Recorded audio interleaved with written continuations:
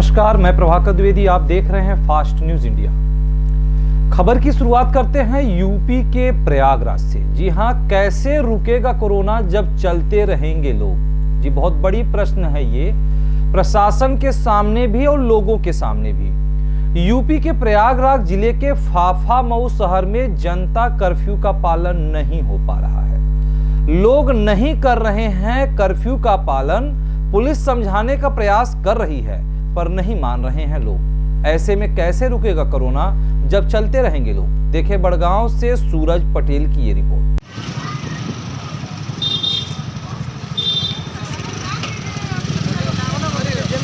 अगली खबर यूपी के ही आजमगढ़ जिले से है। मास्क की कालाबाजारी। जी हां, यूपी के आजमगढ़ जिले के लालगंज के गुरु कृपा मेडिकल स्टोर का मामला है, जहां विश्व संघ देश कोरोना वायरस की महामारी को झेल रहा है। सरकार तमाम प्रकार की पहल कर रही है, लोगों को मास्क लगाने की सलाह दे रही है। वहीं मास्क बेचने वाले दुकानदार की चांदी है। जी हां, 24 रुपए की मास्क को 50 रुपए में बेचा जा रहा है। ना उनको अधिकारियों का डर है, ना लोगों का डर, और ना ही उन पे दया है कि प्रशासन इन पर क्या कार्रवाई करेगी। देखे बहरी से विक्रम सिंह की एक खास रिपोर्ट। तो मास्क आप कितने का बेच रहे हैं यहाँ पे? मास्क मेरे पास है ही नहीं, बेचेंगे कहाँ से? मास्क है ही नहीं। आपके यहाँ 50 रुपये का बिका हुआ है। दिखाइए कहाँ से बेचता हूँ 50 रुपये का। सामने बैठे हैं, पूछिए उनसे। उससे पूछिए, सामने बैठे हो, यही दिए थे ना? आप ही दिए थे ना 50 रुपये का मास्क? हम नहीं दिए थे। हैं? नहीं दिए थे। नहीं दिए थे? रिकॉर्डिंग हमारे पास है उसकी। ठीक, देख लीजिए। परसों हम ही को दिए थे आपने। ठीक, देख लीजिए ना, रिकॉर्डिंग में रखा हूँ। देख लीजिए अपना रिकॉर्डिंग। गुरु कृपा मेडिकल स्टोर। ठीक। आपने 50 रुपये का दिया, पहले बोल रहे थे 120 रुपया। हम ही को दिए हैं। और जैसा मुख्यमंत्री जी का आदेश है, इस पे क्या कहेंगे? अन्यथा कार्रवाई होगी इस पे। जरूर, मुख्यमंत्री का आदेश का पालन तो करना ही करना भाई। आपके 50 रुपये का मास्क वो भी रिपोर्टर को मिला है, इस मामले में क्या कहेंगे आप? नहीं, हम तो नहीं मानेंगे इस बात को। हम तो नहीं मानेंगे इस बात। हम स्वयं लेने आए थे। अब पता नहीं आप लाने आए थे कि नहीं। ये मास्क कहाँ का जो लगाया मैंने? हमें नहीं मालूम। ये मास्क का रेट क्या होगा एक्चुअल? हमें नहीं मालूम, मास्क है ही नहीं मेरे पास, हम कहाँ से बताएंगे।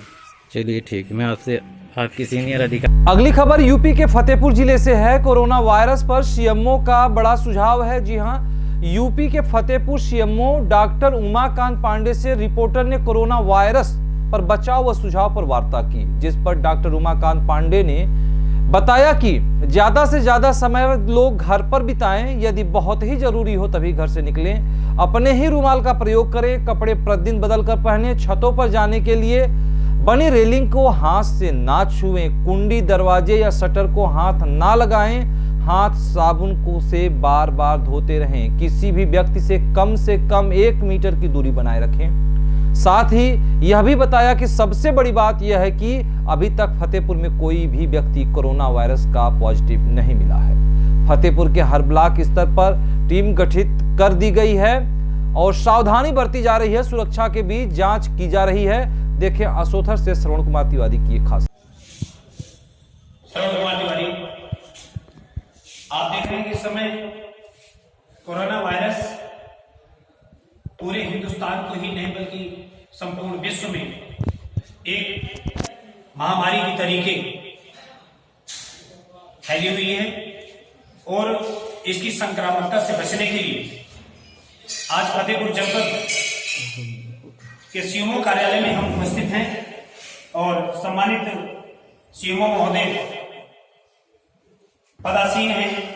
आइए, कोरोना वायरस क्या है और इसके नियंत्रण के बारे में क्या उपाय किए जा रहे हैं, महोदय जी बताने का प्रयास करेंगे अपने परिचय के साथ। बहुत बहुत धन्यवाद।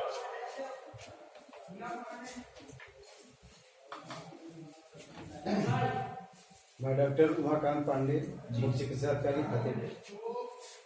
अभी जो कोरोना वायरस का संक्रमण पूरे विश्व में है, अपना जनपद में भी सर्विलेंस है।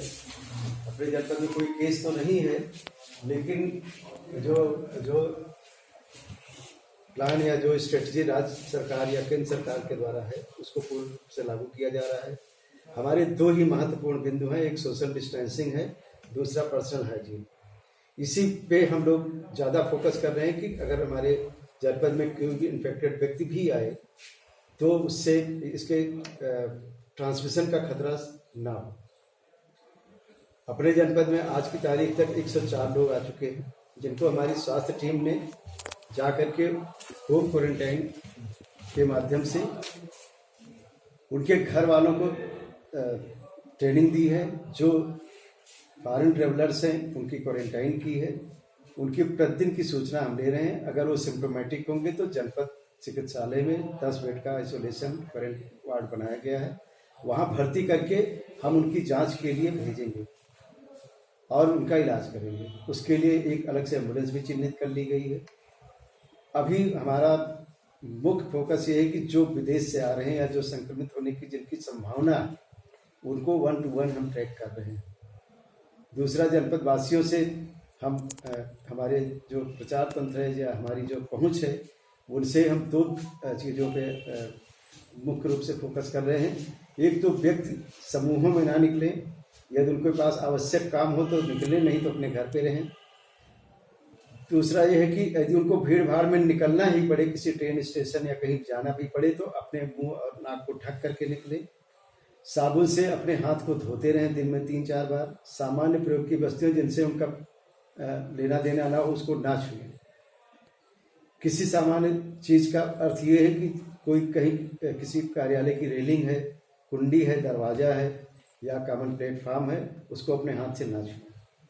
इससे और इसके बावजूद भी ये मान के चलते हैं कि कहीं न कहीं छू जाएगा, तो जहाँ भी उनको पानी और साबुन मिले वहाँ पे अपने हाथ को धोते रहें। अपने हाथ से मुंह और नाक ना छुएं। मुंह को रुमाल से, गमछे से या कपड़े से ढके रहें और न्यूनतम इन जगहों पे निकलें जहाँ पे उनके कार्य हो, अन्यथा अपने घर पे रहें। घर जब पहुँचने पर ही पहले ही कार्य करें कि हाथ धोएं। जिस कपड़े से अपना मुंह बांधे हो, रुमाल या गमछा, उसको धो करके फैला दें। प्रतिदिन नए कपड़े पहने। ये व्यक्तिगत हाइजीन है। दूसरा ये है कि जो हमारे संस्थान हैं, कार्यालय हैं जहाँ पे पब्लिक जा सकती है, उनकी हम ट्रेनिंग दे चुके हैं कि उसको हाइपोक्लोराइड सोल्यूशन से उस कार्यालय की सामान्य प्रयोग की वस्तुओं की क्लींसिंग सुबह और शाम जरूर की जाए। सैनिटाइजर और मास्क का प्रयोग कम किया जाए, क्योंकि सैनिटाइजर अल्कोहल है, उससे बेहतर है कि साबुन और पानी से हाथ धोया जाए।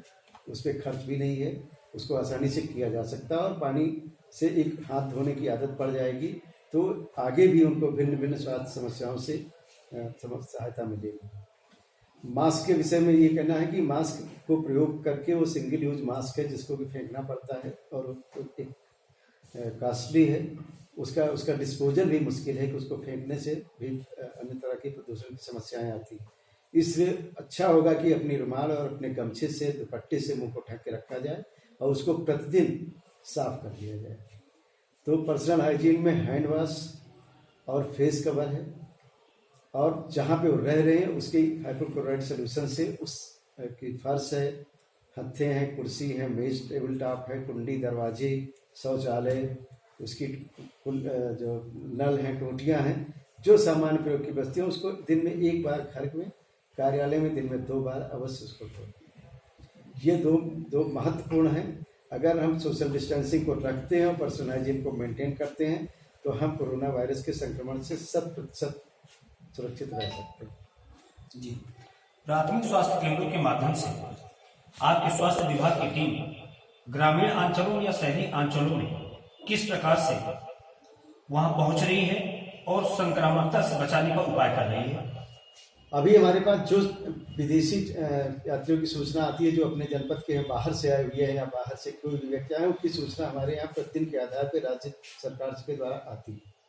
हमारी टीमें गठित हैं ब्लॉक वाइज। ये टीम वहाँ पे पहुँचती है, उसके दिए गए पते पर जो हमें प्राप्त होता है वहाँ पे पहुँचती है और उस व्यक्ति से फॉर्म भरवाती है। उनकी पूरी सूचना लेती है कि कहाँ से आए, उनका वीज़ा कौन सा है, कार्ड कौन है, किस तारीख को आए, कहाँ पे आए, उनकी ट्रेवल हिस्ट्री लेती है कि पहले कहाँ उतरे, फिर कहाँ उतरे, फिर कहाँ से आए। फिर उनके सिम्टम्स पूछती है कि उनको कोई तकलीफ तो नहीं, और अगर नहीं तकलीफ है तो उनके घर वालों को इन्हीं 2 चीज़ों के विषय में, सोशल डिस्टेंसिंग और पर्सनल हाइजीन की ट्रेनिंग दी जाती है कि इनको कहीं पे ऐसी जगह पे रख दिया जाए जिससे कि इनको हम लोग 28 दिन तक वॉच करेंगे, देखेंगे और 28 दिन तक अगर उनको किसी तरह की कोई समस्या नहीं है तो फिर उसके बाद वो समाज से मिट कर सकेंगे। और तो ज़्यादातर इन्हीं लोगों की ट्रैकिंग हमारी स्वास्थ्य टीम कर रही है।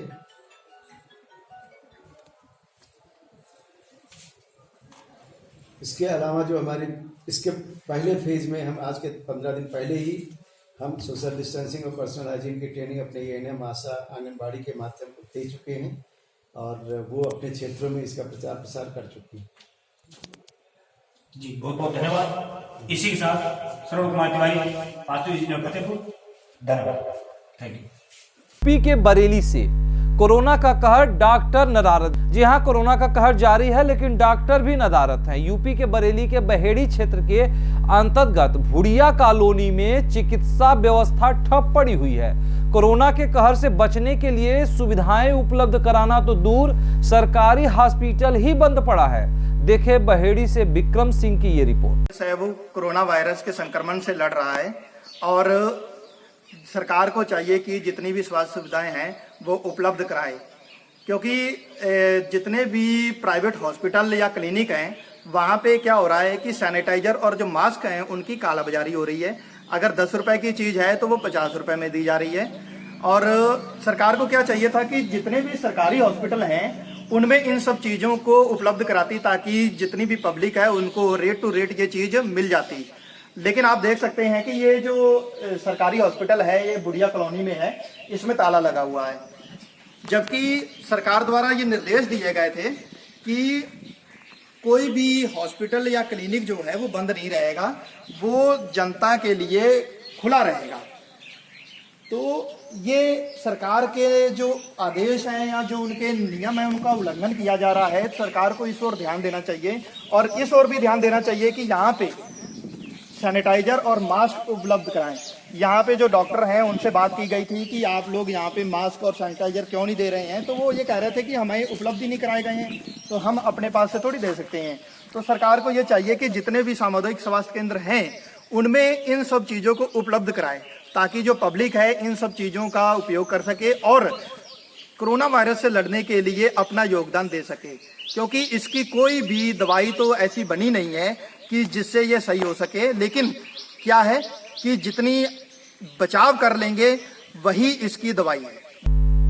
अगली खबर यूपी के बरेली से ही है। लोगों ने मार्केट किया बंद। जी हां, यूपी बरेली के बहेड़ी थाना क्षेत्र के वासी प्रधानमंत्री नरेंद्र मोदी के भारत बंद के आह्वान पर उनका पूर्ण समर्थन कर रहे हैं। लोगों ने अपनी दुकानें बंद किया और घरों में रहने का निर्णय लिया है। शहरों की मार्केट संग ग्रामीण इलाकों के मार्केट भी बंद पड़े हैं। बहेड़ी से विक्रम सिंह की ये रिपोर्ट। मार्च दिन रविवार जो कि प्रधानमंत्री नरेंद्र मोदी जी ने आह्वान किया था देश की जनता को कि पूरा भारत जो है वो बंद रखें, जिससे कि कोरोना वायरस जो बहुत तेजी से फैल रहा है उसके प्रति लड़ने की क्षमता पैदा हो सके। तो इसको समर्थन करते हुए सारी जितनी भी भारत की जनता है उसने बहुत ही बढ़िया काम किया है। सबने मार्केट भी बंद रखी है और आप जैसे इधर देख सकते हैं कि लोग घरों तक में कैद हो रखे हैं, कोई भी पब्लिक बाहर दिखाई नहीं दे रही है। शहरों की तो बात छोड़िए, ग्रामीण क्षेत्रों में ये जो मार्केट आप देख रहे हैं ये बुढ़िया कॉलोनी की एक ग्रामीण मार्केट है। इसमें आप देख सकते हैं कि चारों तरफ सन्नाटा पसरा हुआ है।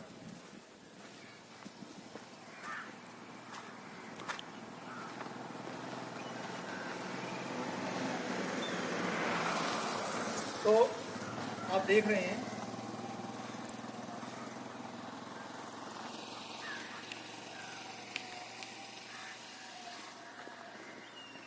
हम अभी आपको दिखाते हैं पूरी मार्केट का हाल दिखाते हैं, जायजा दिखाते हैं कि किस तरीके से पूरी मार्केट जो है वो बंद पड़ी हुई है। हमें दीजिए इजाजत, पर आप कहीं मत जाइएगा क्योंकि यहाँ होती है हर खबर पर नजर। मिलेंगे कुछ खास खबरों के बाद।